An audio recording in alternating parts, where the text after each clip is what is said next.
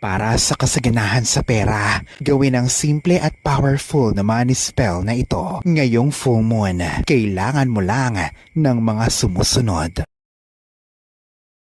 Gawin ito sa gabi ng full moon. Una, linisin ang barya sa asin na may tubig. Ibabad ito sa tubig na may asin sa loob lamang ng 1 minuto, saka patuyuin sa hangin. Pangalawa, sindihan ang kandilang puti, saka dahan-dahang ipailalim ang piso sa kandila. Pangatlo, i-visualize sa mga layunin mo sa pera habang nakatitig sa apoy ng kandila. Ang apat, saka sambitin ang dasal na ito para sa pera.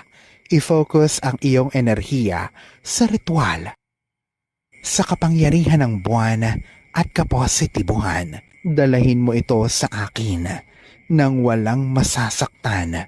Ito ay mangyayari.